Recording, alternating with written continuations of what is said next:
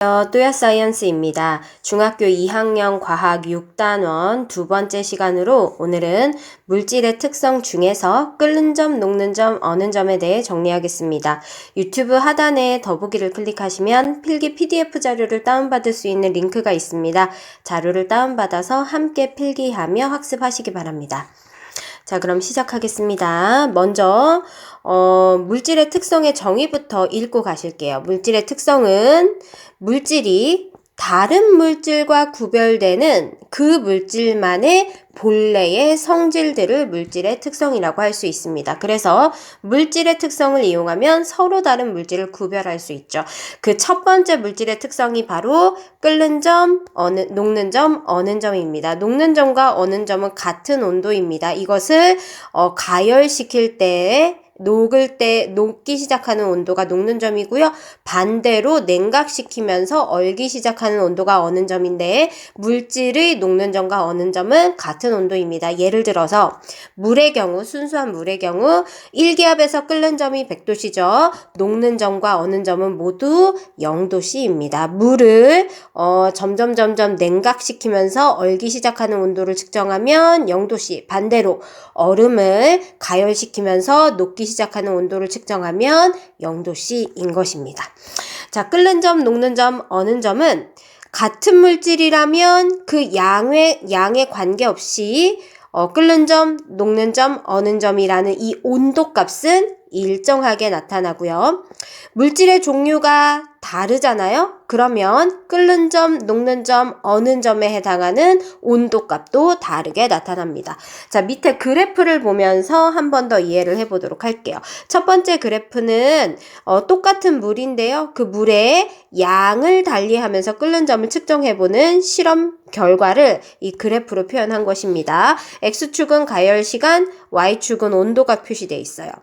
물 10ml를 비커에다 넣고 가열하면서 온도 변화를 측정하면 당연히 가열하니까 온도가 증가하죠. 그러다가 어느 지점에 이르르면 끓기 시작하면서 온도가 일정하게 유지됩니다. 요 지점이 끓기 시작하는 지점이고요. 이때의 온도 100도씨를 우리는 물의 끓는 점이라고 합니다. 자, 만약에 물의 양을 20ml로 늘릴게요. 자, 색깔을 바꿔서 해볼게요. 물의 양을 20ml로 늘린다면 가열함에 따라 온도 변화가 어떤 식으로 그래프로 나타나냐면 물의 양을 늘렸으니까 훨씬 더 온도가 상승하는 게 천천히 상승을 합니다. 물의 양이 많으니까 천천히 상승은 하는데요. 상승을 하다가 결국에 100도씨에 다다르면 그때부터 물의 양이 20ml로 늘었다 하더라도 100도씨부터 끓기 시작하고 이때부터는 온도가 일정하게 유지되는 이런 식의 그래프가 나옵니다. 지금 이 그래프는 물의 양을 20ml로 늘렸을 때의 그래프입니다. 따라서 우리는 물질의 양이 다르다 하더라도 같은 물질이라면 끓는 점, 녹는 점, 어는 점이라는 이 온도값은 일정하다라는 걸 알 수 있는 거죠. 반면에 물질의 종류를 달리하면 그 물질마다 끓는 점이 다르니까 다른 온도에서 끓습니다. 예를 들어서 물 10ml를 가지고 가열을 하면서 온도 변화를 봤을 때 100도씨에서 끓기 시작하면서 그래프가 이런 식으로 나왔습니다. 만약에 에탄올을 가지고 같은 실험을 하잖아요. 에탄올은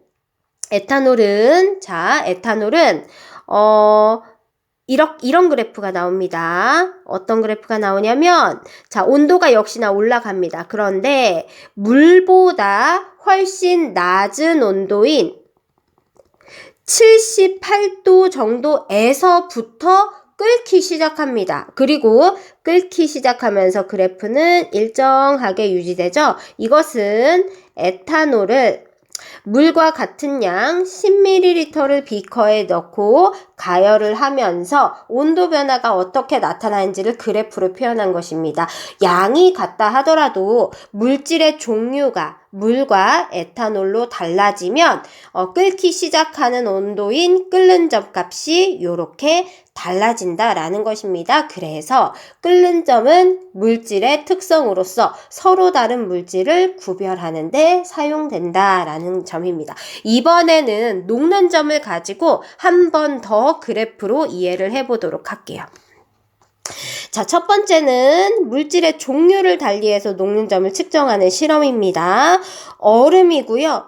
팔미트산이라는 물질입니다. 똑같이 100g을 놓고 모두 고체인 상태에서 시작하는 겁니다. 고체인 상태에서 가열하면서 녹기 시작하는 온도를 측정해 보면 얼음 같은 경우에는 몇 도씨에서 녹기 시작한다? 100도씨에서 녹기 시작하고요. 자, 녹는 동안에는 온도 변화가 없다. 그러다가 다 녹기 시작하면 이제 액체가 되고 액체 상태에서 온도가 다시 올라가기 시작하는 거죠. 계속 가열해주면. 자, 그런데 같은 그램수이다 하더라도 팔미트산이라고 다른 물질을 가지고 실험을 하면 고체인 상태에서 언제 녹기 하냐면 온도가 62.5도씨에 다다를 때 녹기 시작합니다.